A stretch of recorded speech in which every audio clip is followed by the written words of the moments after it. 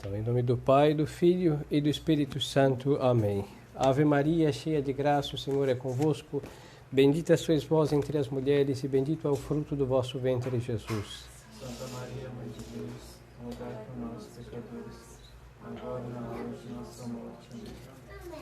Nossa Senhora do Santíssimo Rosário, São José, nossos santos anjos da guarda, em nome do Pai, do Filho e do Espírito Santo. Amém. Louvado seja nosso Senhor Jesus Cristo. Podem sentar, hein? Pode sentar. Hoje nós celebramos, é dia de São Genaro, não, hoje é o dia do famoso mártir que tem aquele milagre da liquefação do seu sangue, não, que está na Itália. Depois também celebramos antecipadamente a vigília de São Mateus, evangelista, e também a sábado de têmporas. São 3 orações na missa de hoje. Mas como hoje é dia 19 de setembro, hoje é o dia de Nossa Senhora de La Salette. Uma aparição muito importante na história da Igreja, principalmente nos tempos mais próximos a nós. Então, sobre ela nós vamos comentar hoje, principalmente o segredo de La Salette. Um pouco extenso em todo caso, mas é tão importante que vamos comentar quase todo, salvo algumas menções referentes à Itália e Espanha e Inglaterra que não comentarei. Então, Nossa Senhora aparece a Melanie e Maximino, não? E esta aparição muito interessante porque Nossa Senhora está muito aflita, ela chora, não? E ela anuncia várias coisas. Uma delas, em outra ocasião, se Deus Nosso Senhor permitir, vamos comentar, é sobre a falta de respeito para com o domingo, a profanação do domingo, com trabalhos desnecessários. E depois é o segredo que ela revela, que vamos falar agora, e que realmente é incrível e assustador, porque vemos que se cumpriu, está se cumprindo, muitas coisas estão se cumprindo, não? Então, Nossa Senhora disse: Melanie, o que vou dizer-vos agora não ficará sempre secreto. Podereis publicá-lo em 1858. Reinava o Papa Pio IX. Aí começa Nossa Senhora a dizer: os sacerdotes ministros de meu filho, pela sua má vida, sua irreverência e impiedade na celebração dos santos mistérios, ou seja, da Santa Missa, pelo amor do dinheiro, das honrarias e dos prazeres, tornam-se cloacas de impureza. Isso é muito forte. Nossa Senhora está a dizer assim claramente a causa que leva ao efeito desta devastação moral no clero. E isso não precisamos prescrutar a vida de nenhum sacerdote, hein? Isso é notável só de ver como falam e olham para as pessoas, hein? Principalmente, infelizmente, o homossexualismo que está empesteando tudo, não? De modo que também alvo é o clero. Então vamos repetir: os sacerdotes ministros de meu filho pela má vida. Então aqui nós temos causas, má vida, irreverência e impiedade na celebração da Santa Missa, o amor do dinheiro e das honrarias e dos prazeres. O efeito é o quê? Tornam-se cloacas de impureza. Isso é incrível, porque nós falamos: a missa nova, sim, a missa nova. O padre X e Y, sim, o padre X e Y. Mas nós estamos aqui em 1858, em realidade antes de 1858. 1858 é a data de publicação. E existia somente a missa tradicional, hein? E aquela região ali, se não me falhar a memória, Lyon tinha um rito próprio, igual Cura de Ars. E nós temos ali próximo Cura de Ars, hein? Quando Nossa Senhora apareceu em La Salette, ele estava vivo. E nós vemos que, os bons existiam, e santos como Cura d'Ars, o Beato Julián Aymar e outros santos também. Agora, Nossa Senhora está a falar do presente daquele então passado para nós e do nosso presente que era futuro para aquele então, e realmente é isso. A Santa Missa foi muito maltratada. Não quero mencionar aqui, não, tem 2 extremos, a lerdeza em rezá-la, e depois a velocidade expedita em rezá-lo também. e faz com que tudo que nós fazemos com pressa em matéria de religião, nós depois acabamos perdendo a piedade, e o efeito de perder a piedade é o desprezo. Por isso a missa nova não veio do concílio assim do nada. Vemos uma preparação gradativa que vai levando a esta apostasia, a não amar mais a Santa Missa de verdade, a missa de sempre, e a querer fazer algo rápido, simples, sem complicações. E a missa nova. Eu nunca rezei, graças a Deus, e que Deus nos preserve de semelhante coisa, mas penso que rezando-a piamente, talvez 20 minutos, se não tem sermão, porque os homens já não têm mais tempo para Deus. Então, não. Uma missa rezada, depende de cada sacerdote, mas, Nossa Senhora está falando não só de velocidade, fala de impiedade. Por que essa velocidade? Por que esta pressa para as coisas de Deus? Porque não tem mais temor de Deus. E fala muito específico na celebração dos santos mistérios. Amor ao dinheiro.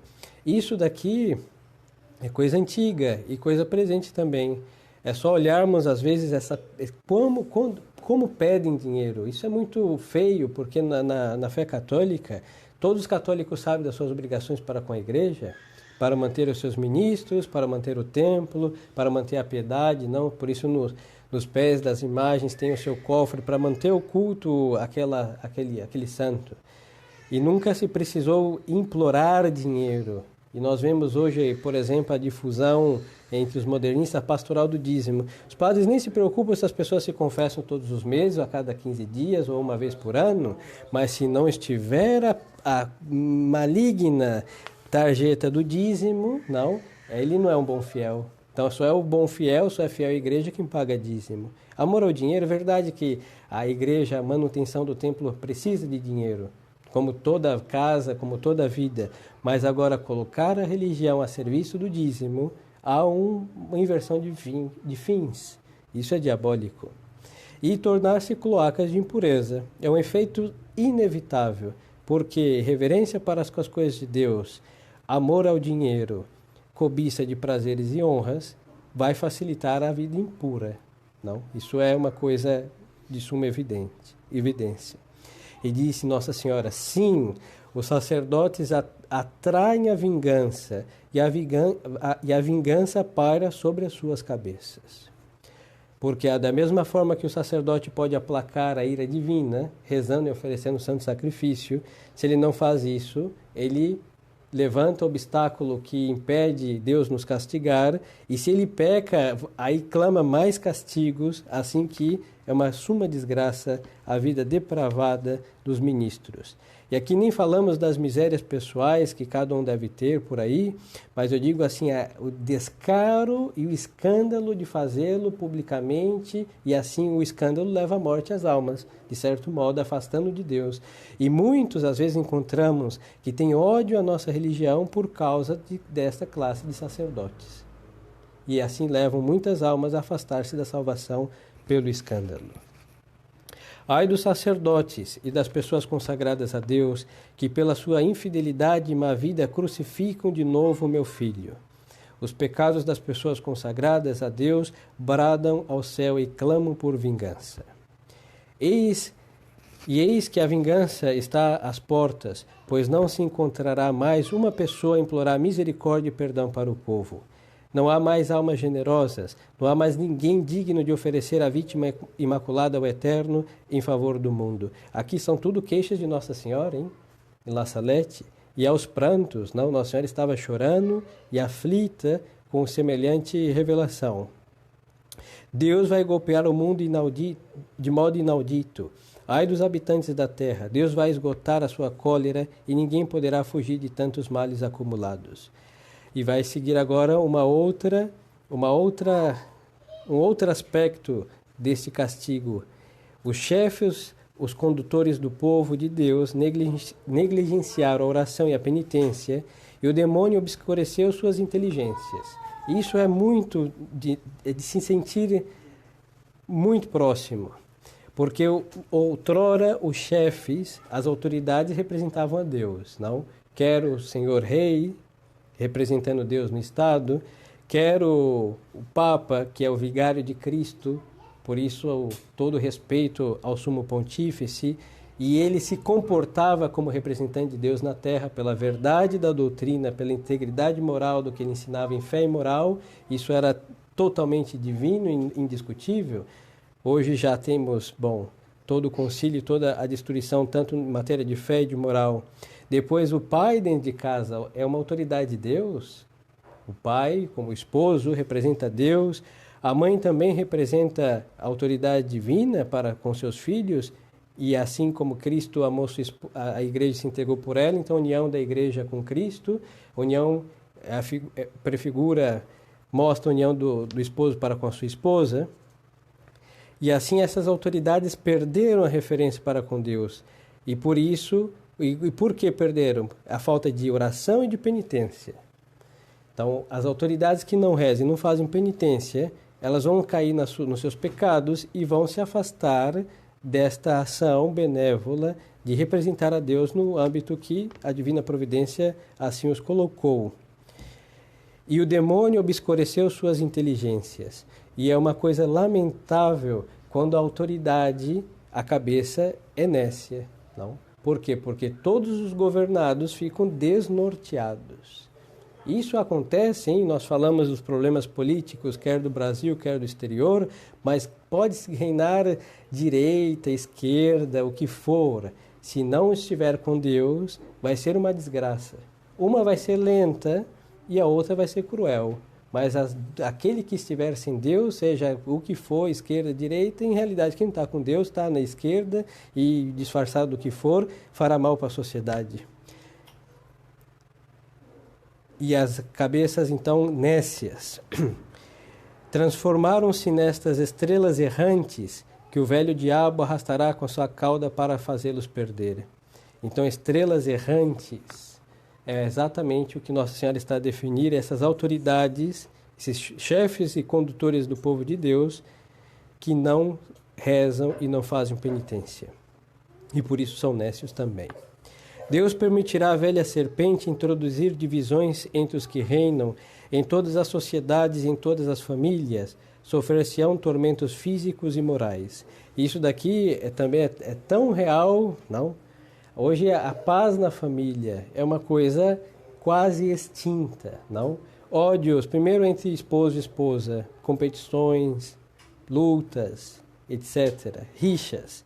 Entre irmãos, existe um natural de algumas dificuldades, mas o ódio maligno entre irmãos, isso é realmente satânico.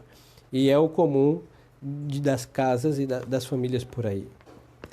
Deus abandonará os homens a si mesmos e enviará castigos que se sucederão durante mais de 35 anos. A sociedade está na iminência dos flagelos mais terríveis e dos maiores acontecimentos. Deve-se esperar ser governado por uma chibata de ferro e beber o cálice da cólera de Deus. As igrejas serão fechadas ou profanadas. Os sacerdotes religiosos serão expulsos. Serão entregues à morte e morte cruel. Vários abandonarão a fé e o número dos sacerdotes religiosos que se afastarão da verdadeira religião será grande. Isso é incrível, porque se mostra a apostasia do homem e da mulher, nesse caso o religioso, a religiosa, se mostra a apostasia desses que estão tão próximos de Deus, imagine aqueles que estão menos próximos de Deus. Então é assustador. Isso daqui nós vemos, não só no concílio, pós-concílio, o efeito hoje para conseguir uma vocação sacerdotal religiosa é quase um milagre. E que essa vocação persevere até ser ordenado, já é um milagre enxergar a vocação. Chegar até o sacerdócio, podemos dizer um segundo milagre, agora que o sacerdócio seja levado com fidelidade até a sepultura, fidelidade a Deus e à doutrina, é um milagraço.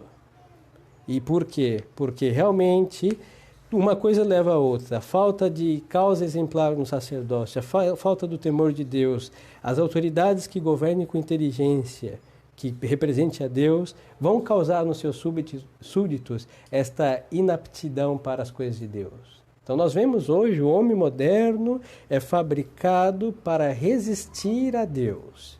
Existe uma incapacidade quase absurda de um homem conseguir levar a religião católica, eu digo com regularidade, e não vamos falar do heroísmo, hein? Porque hoje o homem moderno está atrofiado para a heroicidade de alguma coisa. Isso é assustador. E Nossa Senhora já nos avisava isso antes do 1858.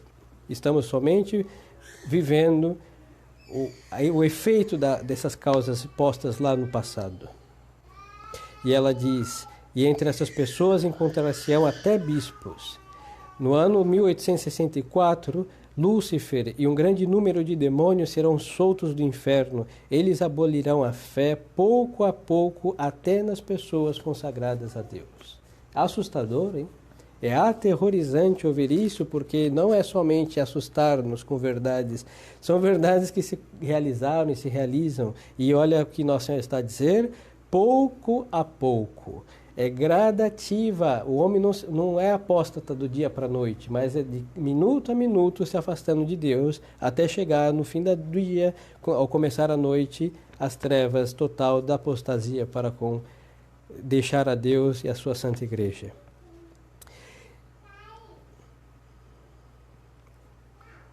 Eles a cegarão de tal maneira que, salvo uma graça particular, adquirirão o espírito desses maus anjos. Então aqui a ação diabólica para fazer os homens apostatar será tão forte que, salvo um milagre, para não estar empesteado pelo espírito da apostasia. Várias casas religiosas perderão inteiramente a fé e perderão muitas almas. Aqui não precisa comentar, hein? É a realidade do pós-concílio. Hoje é um milagre encontrar uma freira que reze pelo menos um terço todos os dias e não seja carismática, não. É um milagre. Os maus livros abundarão sobre a terra e os espíritos das trevas espalharão por toda parte um relaxamento universal em tudo o que se refere ao serviço de Deus. Eles terão um grandíssimo poder sobre a natureza. Isso daqui nós vemos também de modo muito concreto, não? Hoje não se pode unir-se a rezar numa igreja por causa do corona, está bem. Mas olha, desde que começou esse maligno vírus, eu sempre que vi uma fila em caixas de banco e não tinha 1,5 metro das pessoas ali, hein? Então, por que para a fila da comunhão temos que estar a 2 metros de distância? O mesmo vírus que está solto dentro de uma igreja está solto numa fila de um banco. Então, por que as coisas de Deus têm que ser obstacularizadas? Por que Deus não tem direito? Porque o sacerdote não pode dar extrema-unção para o que está indo para a eternidade, porque está com vírus maligno, mas todo mundo pode fazer qualquer outra coisa com esse sujeito, não? Mas por quê? Porque para salvar as almas, para dar glória a Deus, tem que se colocar um obstáculo. Vira beatices, superstições medievais e etc. Assim chama as almas soberbas as práticas do temor de Deus nosso Senhor. E é de se assustar porque, diz Nossa Senhora, os espíritos das trevas espalharão por toda parte um relaxamento universal. O que quer dizer isso? Ou seja, um relaxamento por toda parte. Não é só num país ou em certas cidades ou restrito a certas ordens ou classes de pessoa. Universal quer dizer em todo canto, em todo lugar, norte a oeste e leste, um relaxamento em tudo o que se refere ao serviço de Deus. Existirão igrejas para cultuar esses espíritos. Nós vemos hoje o satanismo, não, que nos Estados Unidos reclama ser uma religião e ter sua liberdade religiosa como qualquer outra religião. Pessoas serão transportadas de um lugar para o outro por esses espíritos maus, até sacerdotes, porque não se terão conduzidos pelo bom espírito do Evangelho, que é um espírito de humildade, caridade, zelo pela glória de Deus. Então, aqueles que não serviram a Deus vão servir o diabo. É isso que Nossa Senhora está a dizer. Far-se-ão ressuscitar mortos e justos, quer dizer, tais mortos tomarão a figura de almas justas que viveram na terra para seduzir os homens. Esses supostos mortos ressuscitados, que não serão outra coisa senão o demônio encarnado nessas figuras, pregarão outro evangelho contrário ao verdadeiro evangelho de Jesus Cristo, negando a existência do céu ou ainda almas de condenados.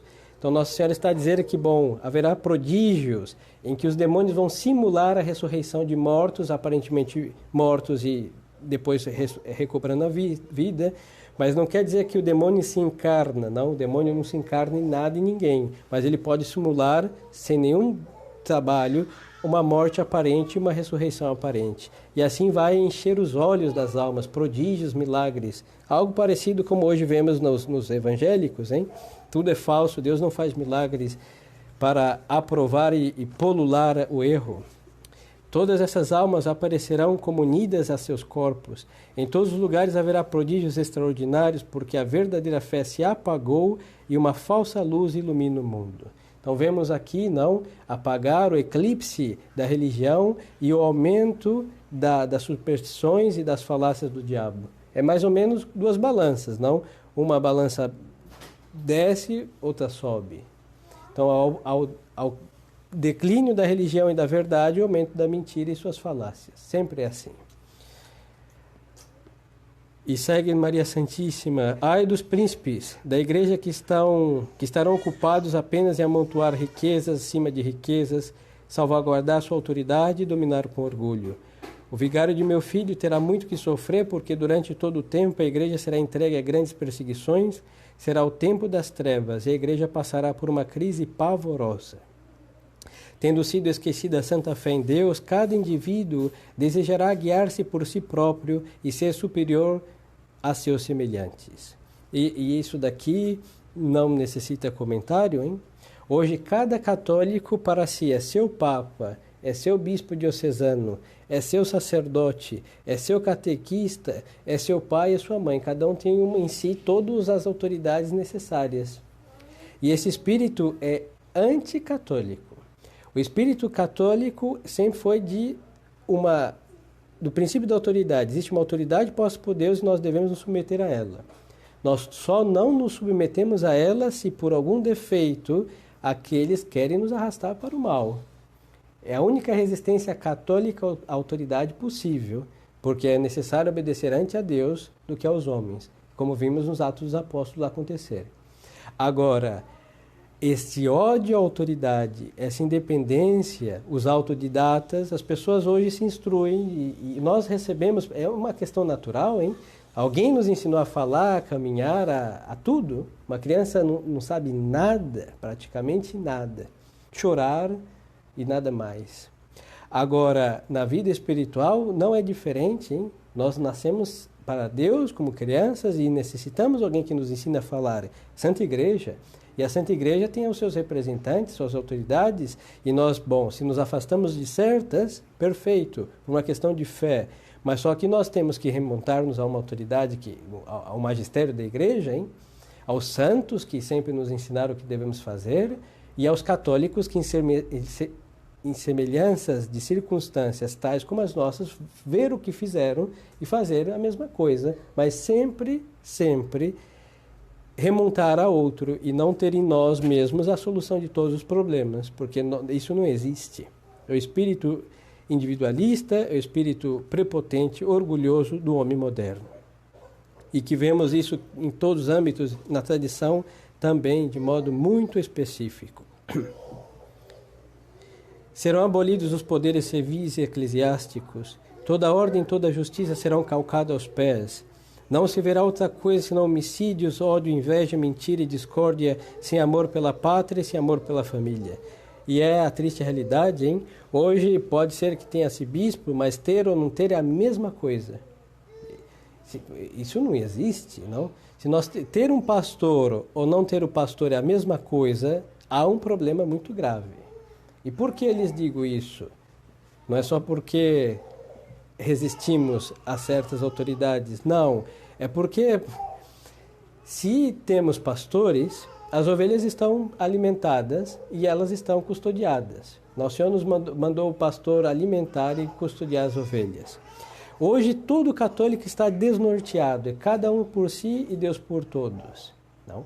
E aonde estão as autoridades?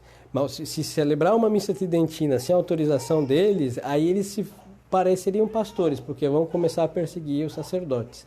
Agora, tem protestantes, espíritas, um monte de superstições, as paróquias todas parecem cada uma religião e ninguém cuida de nada, não há governo das almas. E nós vemos aqui, Nossa Senhora havia dito, os poderes civis e eclesiásticos desaparecerão, e é o que vemos, hein? É como pessoas que estando não são nada. E às vezes se encontram leigos mais zelosos da salvação do próximo do que um bispo. E podemos remontar a isso a qualquer outra autoridade. Isso é assustador? É assustador. Então, de fato, as autoridades serão abolidos os poderes civis e eclesiásticos. Não haverá outra coisa senão homicídios, ódio, inveja, mentira, discórdia. E isso é o pão que o homem moderno come todas as manhãs até o anoitecer, hein? O Santo Padre sofrerá muito, eu estarei com ele até o fim para receber o seu sacrifício. Os maus atentarão muitas vezes contra a sua vida, sem poder abreviar seus dias, mas nem ele, nem seu sucessor verão o triunfo da Igreja de Deus. Os governantes civis terão todos o mesmo objetivo, que consistirá em abolir e fazer desaparecer todo o princípio religioso para dar lugar ao materialismo, ao ateísmo, ao espiritismo e toda espécie de vícios. No ano 1865, ver-se-á a abominação nos lugares santos. Nos conventos, as flores da igreja serão apodrecidas e o demônio tornar-se-á como rei dos corações.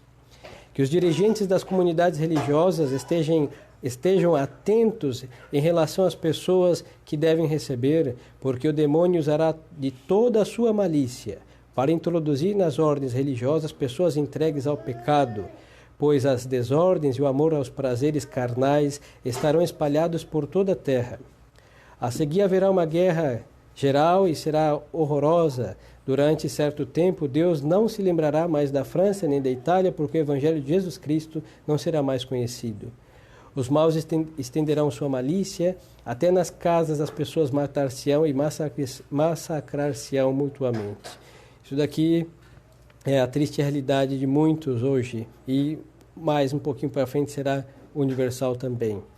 Ao primeiro golpe de sua espada fulgurante, as montanhas e a natureza inteira tremerão de espanto, porque as desordens e os crimes dos homens transpassarão a abóbada celeste. Aí Nossa Senhora anuncia tragédias para Paris e Marsella. Várias cidades também desaparecerão, homicídios e mais desgraças, e tudo isso pelos ruídos de armas e blasfêmias. Os justos sofrerão, suas orações, sua penitência, suas lágrimas subirão até o céu, e todo o povo de Deus pedirá perdão e misericórdia, e pedirá minha ajuda e intercessão. E até aqui, então, Nossa Senhora só anuncia desgraças tras desgraças. Qual a causa? O homem se afasta de Deus, Nosso Senhor. De repente, os perseguidores da Igreja de Jesus Cristo e todos os homens entregues ao pecado tornar-se-ão todos os homens entregues ao pecado perecerão, e a terra tornar-se-á como um deserto. Agora Nossa Senhora vai anunciando gradativamente um triunfo, que uns identificam com o triunfo do Imaculado Coração de Maria em Fátima, outros não, outros dizem que foi aquela breve paz desde Pio IX, depois de todas as investidas contra os estados pontifícios, até os anos 50 mais ou menos. E existem várias tentativas de colocar no passado ou para o futuro esse triunfo. Eu não me arrisco a nem dizer que estão errados e nem a dizer que estão certos. Eu só sei que se Nossa Senhora disse, ou aconteceu ou vai acontecer. O quando não nos importa, mas que vai acontecer pelo modo, pela circunstância da vida em que está a sociedade civil, eclesiástica. O mundo jaz não na ruína. Tudo indica que pode ser que seja um presente. Creio, penso. Nossa Senhora então fala, então será feita a paz e a reconciliação do homem com Deus. De Deus para com os homens. Jesus Cristo será servido, adorado e glorificado. A caridade florescerá por toda parte. Então vemos aí desgraças, paz, desgraças. E agora um florescimento, profetizado por Nossa Senhora, de paz e reconciliação. Os novos reis serão o braço direito da Santa Igreja, o qual será forte, humilde, piedade, pobreza, zelosa imitadora das virtudes de Jesus Cristo. O Evangelho será pregado por todas as partes aos homens, farão grandes progressos na fé, haverá unidade entre os operários de Jesus Cristo e os homens viverão no temor de Deus. Então Nossa Senhora diz que essa paz vai durar 25 anos de safras abundantes. Lhes farão esquecer nesta paz que os pecados dos homens são causa de grandes desgraças que sucedem na terra. E aqui vai ser a segunda ruína da humanidade. Teve a primeira profetizada, veio um tempo de paz, e esta paz faz os homens esquecerem a gravidade do pecado, e agora vem uma segunda ruína profetizada por Nossa Senhora. E do jeito que ela está a descrever, se identifica com o fim dos tempos. Então é lícito, diria, me atreveria a pensar que essa situação em que a Igreja e a sociedade se encontra se identifica muito com a primeira parte do segredo. Muito. E Nosso Senhor, Maria Santíssima, intervirão e vai restabelecer uma paz. Pode ser o triunfo do Imaculado Coração também, a isso eu já não saberia dizer, não me arriscaria tampouco a fazer encaixes de profecias, mas agora é o fim do fim, porque diz Maria Santíssima, um percursor do anticristo, com tropas de várias nações, guerreará contra o verdadeiro Cristo, único Salvador do mundo, derramará muito sangue e tentará aniquilar o culto de Deus para fazer cultuar como um Deus. Antes disso daqui, pode ser que Deus também, há outra possibilidade para restabelecer a ordem desses 25 anos de paz, vem os 3 dias de trevas, profetizados em outras ocasiões por outros místicos e santos.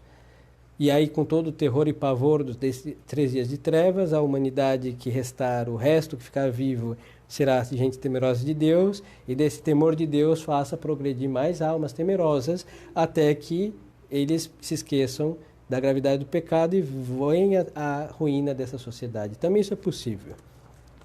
Agora, o que ela está a dizer é o fim dos tempos. Porque antes de que isso aconteça, haverá uma espécie de falsa paz no mundo. Não se pensará em outra coisa senão em se divertir. Isso aqui não é muito diferente do que se vive também nesta fase lamentável. Os maus se entregarão a toda sorte de pecados.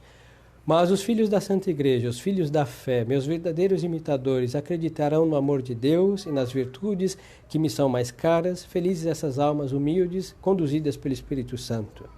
Eu combaterei junto a elas até que atinja a plenitude da idade. Aí Nossa Senhora vai mostrar também que durante esse tempo nascerá o anticristo de uma religiosa hebraica, ou seja, uma religiosa, uma freira judia, hebraica, uma falsa virgem, que terá comunicações com a velha serpente, o Satanás, infeliz.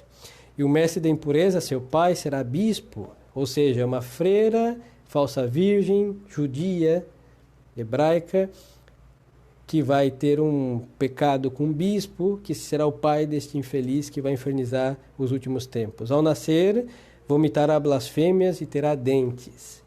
É um sinal que Nossa Senhora diz, uma criança que nasça vomitando blasfêmias e tendo dentes. Numa palavra, será o diabo encarnado. Será tão satânico este filho desse pecado que parece não a encarnação do diabo. Repito, o diabo não se encarna. O anjo não pode se encarnar, mas tem almas tão dominadas pelo demônio, nesse sentido que Nossa Senhora está usando essa palavra, que parecerá a encarnação do próprio demônio. Dará gritos aterrorizantes, fará prodígios, alimentar-se-á só de impurezas. Terá irmãos que, embora não sejam como ele outros demônios encarnados, mas serão filhos do mal. Aos 12 anos, ele se fará notar pelas valorosas vitórias que obterão. Logo estará cada um à testa de exércitos assistidos por legiões do inferno. As estações mudarão, a terra só dará maus frutos, os astros perderão seus movimentos regulares, a lua não projetará senão uma débil luz avermelhada. Água e fogo darão ao globo terrestre movimentos convulsivos e horríveis tremores de terra que engolirão montanhas, cidades e etc. Roma perderá a fé, é nesta altura que Nossa Senhora vai dizer, e se tornará a sede do anticristo. Os demônios do ar, junto com o anticristo, farão grandes prodígios na terra e nos ares. E aí vemos cada vez mais a perversão das almas, a resistência dos bons também, E Nossa Senhora diz: eu dirijo um premente apelo à terra. Apelo aos verdadeiros discípulos do Deus vivo que reina nos céus. Apelo aos verdadeiros imitadores de Jesus Cristo, feito homem, o único verdadeiro Salvador dos homens. Apelo a meus filhos, meus verdadeiros devotos, aqueles que se deram a mim para que eu conduza meu divino Filho, aqueles que levo, por assim dizer, nos meus braços, que vivem de meu espírito. Ou seja, em outras palavras, aqueles que se consagraram a Nossa Senhora como seus escravos, para ter semelhante condução pela direção e pastoreio de Maria Santíssima, são seus escravos fiéis, leais. A estes que Nossa Senhora dirige seu apelo. Enfim, pelo amor, apelo aos apóstolos dos últimos tempos. Isso daqui é muito interessante, porque se coincide também com o clamor de São Luís de Montfort, na oração abrasada, porque ele fala que Deus suscitará apóstolos nos últimos tempos que serão dotados do espírito de Elias, com zelo de São Domingos, e aí vai descrevendo esses apóstolos impregnados, e ele diz alimentados com leite de Maria Santíssima, ou seja, vivendo de Maria Santíssima, e ele não viu essa aparição. Então vemos aí esse coincidir, essa semelhança de profética aos apóstolos dos últimos tempos, aos fiéis discípulos de Jesus Cristo, que vivem no desprezo do mundo, de si próprios, na pobreza, na humildade, no desprezo, no silêncio, na oração e na mortificação, na castidade e na união com Deus, no sofrimento e desconhecidos do mundo. É chegado o tempo para que eles saiam e venham iluminar a terra. Ide e mostrai-vos como meus filhos amados, estou em vós, contanto que vossa fé seja a luz que vos ilumina nestes dias de desgraças. Que o vosso zelo vos faça como que famintos de glória e honra de Jesus Cristo. Combatei, filhos da luz, pequeno número que isto vedes, pois aí está o tempo dos tempos e o fim dos fins. E Nossa Senhora afirma: a igreja será eclipsada, o mundo estará na consternação. Mas eis Enoque e Elias, cheios do Espírito de Deus, eles pregarão com a força de Deus, os homens de boa vontade acreditarão em Deus e muitas almas serão consoladas. Então, para ver o profeta, o patriarca Enoque e o glorioso patriarca Santo Elias, é porque é o fim dos tempos. Então, a tradição conta, já comentamos em outra ocasião, que quando vier o anticristo, já no fim dos tempos, depois que ele seduzir os povos, e a resistência do pequeno rebanho de Jesus Cristo a este infeliz, com muito martírio e perseguição, Deus vai fazer aparecer Enoque e Elias, que estão vivos. Nenhum dos dois morreram. Enoque foi arrebatado por Deus, e Elias subiu na carruagem de fogo, e os dois estão lá no paraíso terrestre, onde outrora vivia Adão e Eva, e comendo da árvore da vida, eles vivem com a barba imensa. Quando vê alguém rastejando uma barba, a quilômetros de barba, chegar um velho inflamado no amor de Deus, assim, bom, é para arrepiar até a medula óssea, todas, porque é o homem de Deus que chegará. E eles dois, Elias converterá os judeus, porque só ele vai ter esse poder, é um poder quase de onipotência, de graça, e vai converter todos eles. E Enoque vai converter os pagãos. Então, quando vermos os hindus quebrar os 350 milhões de ídolos e adorar nosso Senhor Jesus Cristo e honrar sua Mãe Santíssima e serem batizados, é de se assustar também. Enoque vai fazer esse favor. Mas o infeliz do anticristo vai matar os dois crucificados, pelo menos Elias, Santo Elias será crucificado, e vão ficar 3 dias insepultos, porque no anticristo não vai permitir que sepultem os corpos, e Deus vai ressuscitar os dois. É muito interessante, isso é tão certo do martírio deles, que Santo Elias tem festa litúrgica dia 20 de julho, e a festa dele é de cor vermelha, do futuro martírio que ele vai sofrer. Assim que a igreja não pode errar no seu culto, então isso é uma verdade que a igreja realmente tem por certíssima, da qual devemos crer. É verdade que não é um dogma, mas, bom, o católico percebe a seriedade desses fatos. Eles farão grandes progressos pela virtude do Espírito Santo e condenarão os erros diabólicos do Anticristo.